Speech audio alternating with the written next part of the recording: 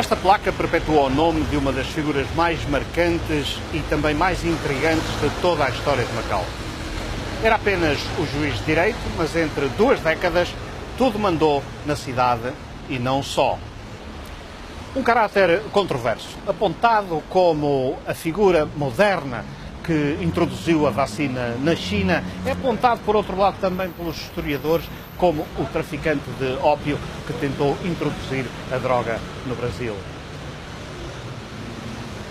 Um ouvidor que no primeiro quartel do século XIX foi o verdadeiro senhor de Macau e o ministro plenipotenciário de Portugal para todo o Extremo Oriente.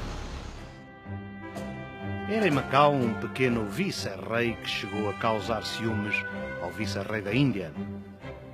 Este panegírico moldou para a história a figura do ouvidor Arriaga. Mais tarde, autores como Inácio de Andrade, ainda no século XIX, e Montalto de Jesus, ou o padre Manuel Teixeira, no século XX, cimentaram a sua figura.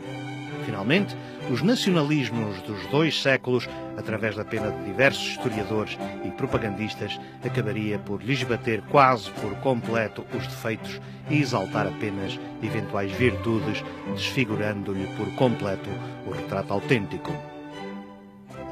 Miguel de Arriaga Brum da Silveira nasceu na cidade açoriana da Horta, na ilha do Faial, em 1776. Filho de uma família de magistrados influentes em Lisboa, licenciou-se em Direito em Coimbra, tendo iniciado a sua carreira como juiz do crime no Tribunal da Ribeira em Lisboa, com apenas 24 anos. Aos 26 anos, é investido no cargo de ouvidor de Macau, cidade onde chega em 1802. A sua proeminência política, social em Macau revela-se por si só no local que escolheu para viver. Esta imponente mansão, da qual já nada resta a não ser a fotografia. Palacete erguia-se aqui e diz bem da importância do seu morador. Situava-se na Rua Central, então uma das artérias mais importantes, se não a artéria mais importante da cidade. Era vizinho da Casa das 16 Colunas, que era a sede da Companhia Britânica das Índias Orientais. Do outro lado da encosta ficava o Palácio do Barão de São João de Porto Alegre, o homem mais rico da Ásia, que era o seu sogro. Um homem tão rico que trancava as portas do seu palácio com sacos cheios de ouro quando havia tempo de tufão. Ironicamente, ali, num estrato geográfico mais baixo, estava o Palácio do Governador. Enfim, em sua casa, o ouvidor Arriaga estava a 2 passos de toda a gente que contava em Macau. O ouvidor era um magistrado com funções muito mais vastas, superintendendo em todos os ramos da administração pública, no Leal Senado e até em certas áreas militares, para além de exercer as funções de juiz de direito. Arriaga chega a Macau num momento particularmente delicado, quando os ingleses ocupam a cidade a pretexto de a protegerem de uma eventual arremetida da França napoleónica a partir das Filipinas. A crise é solucionada com a tomada de posição da China, que intima as forças britânicas a abandonarem a colónia portuguesa. Uma vitória diplomática posteriormente atribuída ao ouvidor Arriaga. No entanto, o seu maior desempenho terá sido o papel que sobraçou em todo o processo político-militar de erradicação dos piratas nas costas da província de Guangdong, que levou à derrota do caudilho rebelde Campau Sai nas campanhas navais de 1809 e 1810. A par da sua atuação no campo político, Arriaga registrou também importante intervenção na área médico-social, com a introdução da vacina na China. A par disto, Miguel de Arriaga possuía fortes interesses comerciais próprios no tráfico do ópio, principal fonte de receita da economia de Macau de então. Esta faceta da sua biografia tem sido constantemente ignorada pela historiografia até há bem pouco tempo, embora se soubesse desde sempre das suas tentativas de introduzir o ópio no Brasil, utilizando Porto Santo como plataforma. Tendo isto em conta, quem era então esta intrigante figura, o vulto do século ou apenas um alto funcionário corrupto? O ouvidor Arriaga, pelo facto de continuar a ser uma figura investigada, polémica, isso é próprio de grandes vultos. Só os grandes vultos são polémicos. E os grandes vultos que são polémicos e que dão polémica, acho que são aqueles que envolvem sombras. Portanto, há um lado luminoso do Ouvidor Arriaga, e há sombras que são próprias da luz, e quanto maiores a luz, maiores as sombras, e o Ouvidor Arriaga acho que é uma ilustração disso. Ele foi, sem dúvida nenhuma, apenas como ouvidor, não é? Ele não era, mas tinha um grande poder, é evidente, ele tinha assento no Senado com o governador, eram 3 figuras, agora não me lembro a outra, e aí é que ele terá desbordado um pouco, ou bastante, as funções que lhe cabiam como simples ouvidor. E uma delas foi os negócios que ele fazia. É uma atividade ilegal, porque ele legalmente não podia dedicar-se a fazer os negócios e, sobretudo, os negócios em que ele esteve envolvido.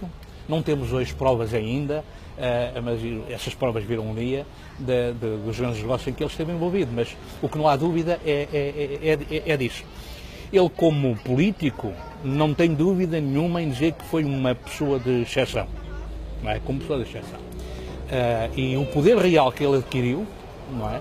Não lhe estando reservado por via das funções legais do Estatuto de Macau, diz ainda mais do poder e da capacidade diplomática e de carisma pessoal que ele tinha, não só em relação à classe política, digamos, de Macau, mas em relação à classe política chinesa, que isso é bastante mais extraordinário, muito embora aí tenhamos que ver uma coisa, é que aí claramente não é a capacidade carismática nem a capacidade diplomática, não é.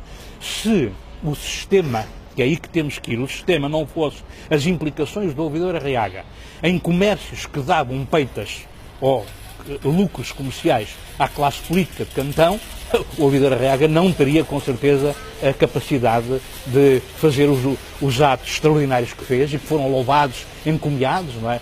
O Ouvidor Arriaga tudo mandou em Macau ao longo de mais de 2 décadas, mas o seu reinado chegaria ao fim com a Revolução Liberal de 1820. Proclamado o regime constitucional em Portugal, um golpe de Estado levado a cabo pelos militares da guarnição de Macau levaria à detenção dos principais representantes locais do absolutismo, nomeadamente o governador José Osório de Castro Cabral e Albuquerque e o ouvidor Miguel de Arriaga.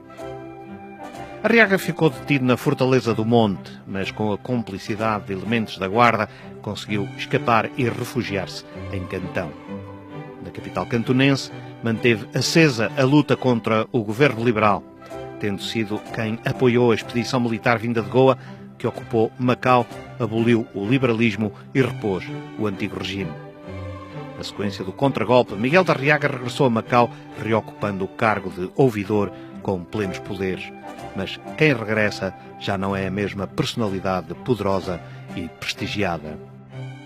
As provas das atividades ilegais dele estarão, talvez quanto a mim, talvez no Brasil, porque foram lá que foram feitos os grandes negócios, em volumes inacreditáveis, em que, por exemplo, ficou arruinado o Thomasville, que era a maior fortuna de Macau naquele tempo, mas não foi só. Ele também, é preciso ver isto, é que o sogro dele, no fim da vida, vira-se contra ele porque ficou arruinado também, que era o homem mais rico de Macau, depois o Thomasville, que ficaram todos, e ele próprio, o Ouvidor Arriaga. Houve ali qualquer coisa. E terá havido talvez até corrupção no Brasil. É uma pista que eu tenho. Agora, ele não ficou,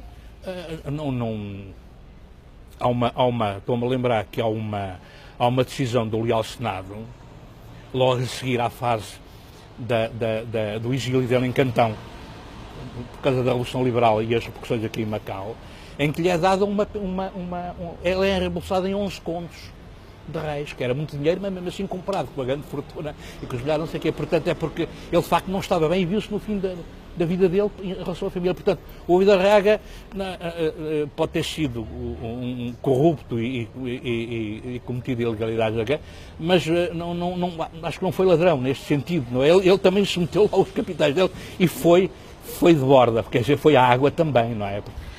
No entanto, minado já pela doença, acabaria por morrer no ano seguinte com apenas 47 anos de idade. Na altura, o Leal Senado acabaria por lhe fazer o elogio fúnebre em carta endereçada ao vice-rei da Índia. Parece incrível, mas é facto visto em nossos dias, principalmente quando a corte estava no Rio de Janeiro, um ouvidor fazer a guerra e a paz, entabular negociações e fazer tratados comerciais, aliar-se com reis e príncipes, posto que asiáticos, criar um título, dar mercês e condecorações honoríficas, depor um governador e fazer outro, dar patentes militares, criar bispados e propor bispos. Chegou a causar ciúmes ao vice-rei da Índia, conde de Rio Pardo, e mais coisas faria se continuasse a viver, não lhe faltassem meios.